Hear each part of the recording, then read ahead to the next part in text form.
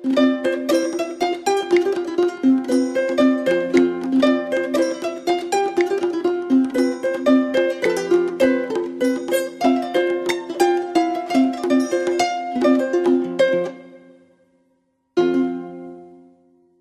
ဇင်းအနစ်ချုပ်ဟောခြင်းနဲ့အလကားနေရင်အာကုသို့တက်မဲ့နှလုံးသွင်းကြံစီတွေးတောမှုတွေနဲ့အချိန်ဖြုံးပြီးမနေပါနဲ့ဒါကိုဦးဇင်းနံပါတ်1ပြောခြင်းခုနဦးဇင်းဟောခဲ့တဲ့ဓာတ်၄ပါးတော်၎င်း32ခုတော်၎င်းအဲ့ဒါကိုအောင်ပြုရပြီးတော့ကိုယ်ပိုင်မဟုတ်ဦးဇင်းပထမဟောပြီးပြီအမိဝင်းတွေကချီလက်ကိုကောင်းနေရစလာတော့အမေဖေးတတ်တာလည်းမဟုတ်ငါ့ကောင်ကအပြင်ရောက်လူနဲ့တူအောင်ဆိုပြီးတော့မျက်စိတွေမျက်လုံးတွေနှာခေါင်းတွေနာယိုးတွေအသေးတွေအဆုပ်တွေဦးတွေအကြောတွေဒါတွေငါလုပ်ခဲ့တာမဟုတ်ရင်ဒါဒီငါမဟုတ်ဘူးငါဖန်တီးခဲ့တာမဟုတ်ဘူးငါကောင်ကလူဖြစ်အောင်ငါလုပ်ခဲ့တာမဟုတ်ရင်ငါပိုင်ငါကိုဆိုတာမှန်ပါမလား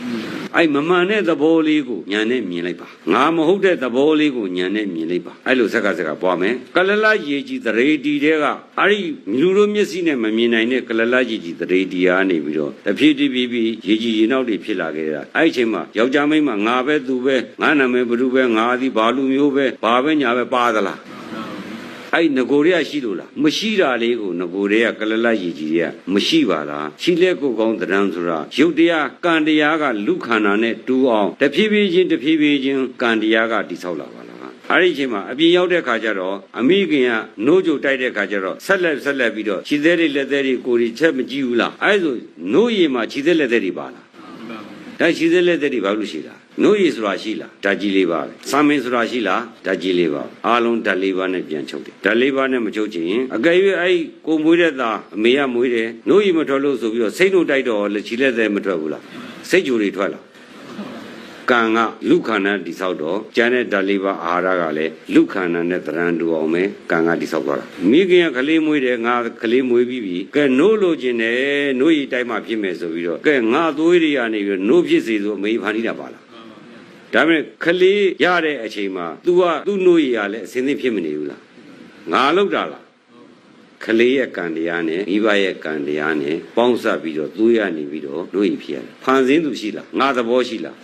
ကာယသဘောတရားတွေအဲ့ဓာတွေကစချဲ့ပြီးတော့နာလို့ရှင်အနာတ္တလက္ခဏာပေါ်တယ်အဲ့ဒီပုံမှာနှလုံးသွင်းအဲ့ဒီစိတ်နဲ့နေအဲ့ဒီပုံမှာနာကြအဲ့ဒီစိတ်နဲ့မွေးနေအဲ့ဒါမဟာကုသိုလ်ကံယူထားဟုတ်ပြီလားစိတ်နဲ့တရားနဲ့တွဲနေမသေးခင်အဲ့ဒီတော့မှအာစိနကံအာကောင်းမှအာသနကံအကျိုးပေးမယ်သဘောပေါက်ပြီနော်အဲ့တော့အနတ္တလက္ခဏာဒီ32ခုရတာကမ္မဋ္ဌာန်းအစုဝေးအင်္ဂါတွေအဲ့ဓာတွေကအမေဖေဖန်တီးတာမဟုတ်ငါမဟုတ်အတိတ်ကပြုတဲ့ကံကြောင့်ခုနတော့ဒေါသီယဟန်ဘဝဒီဘဝမိမခန္ဓာဖြစ်တာယဟန်ဘဝနဲ့ငါဘငါမိမခန္ဓာဆောက်တာလားကံဆောက်သွားတာလားအဲ့တော့ဒီဘဝခန္ဓာဒီငါခန္ဓာလို့ဆိုလို့ရပါမလားအဲ့ဒီသဘောကိုဉာဏ်နဲ့အောင်ပြုပြီးတော့ဒီခန္ဓာကိုကြီးကလည်းငါဆောက်ထားတာမဟုတ်ဘူးလို့သိလိုက်ပါအဲ့ဒီသဘောကိုဉာဏ်နဲ့မြင်ပြီးတော့ခဏအာယုံတစ်ခါပြုရင်မဟာကုသိုလ်စိတ်တွေရတယ်ဒီအဝန်းထဲမှာပြည်တန်တဲ့ဗရမ ्या တွေထဲတာအဲ့လောက်တမှုမရှိဘူးယူလို့မရဘူးလားရတဲ့အချိန်ကိုမဖြုံးပါနဲ့ဟုတ်ပြီနော်အဲ့တော့ဒီလောကကြီးမှာတဲ့ကံသစ်တွေပြုကြတော့အတိတ်ကကံဟောင်းတွေခံတဲ့ပုဂ္ဂိုလ်တွေကလည်းခံကြကံသစ်တွေကလည်းပြုကြတဲ့လောကကြီးမှာကံသစ်ကံဟောင်းရောနေတဲ့ကြောင့်ဘဝဆိုတာဇတ်သိမ်းတယ်လို့ရှိပါတော့မလားအဲ့တော့မှဘသူเจ้าဘဝเจ้าဘာเจ้าလို့မပြောပါနဲ့ဘာမှမတွက်ပါနဲ့တော့ကိုစံရသည်လဲဝမ်းမြောက်ပြီးမဲ့မနေပါနဲ့ကိုခံရသည်ဖြစ်လဲဆုံးနေပြီးသူများအပြစ်မတင်ပါနဲ့ဒီခန္ဓာသည်ကံဆောက်ထားတဲ့ခန္ဓာမို့လို့ကံတရားကဖန်တီးနေပါလေကံတရားကိုဒါမြင်ပါတဲ့ပုဂ္ဂိုလ်မမြင်ပါနဲ့သဘောပေါက်ပြီလားအဲ့တော့တရားနာကြတဲ့ပုဂ္ဂိုလ်ပေါင်းသူတော်ကောင်းတို့ကံဆောက်တဲ့ခန္ဓာငါခန္ဓာမဟုတ်ကံဆောက်တဲ့နာနဲ့ရုပ်ပဲလို့ပုဂ္ဂိုလ်သတ္တဝါအနတ္တလက္ခဏာပွားနိုင်အားထုတ်နိုင်ကြပြီလင်အာသင်္ကရတနိဗ္ဗာန်ရှိပြီမြတ်တို့လွယ်ကူသောကျင့်လင်းမြန်သောဉာဏ်တူဖြင့်မျက်မှောက်ပြုနိုင်ကြပြီသာသနာပြုကျင်နိုင်ပြုနိုင်သောရှိတဲ့မိသားစုများဖြစ်ကြပါစေကုန်သတည်း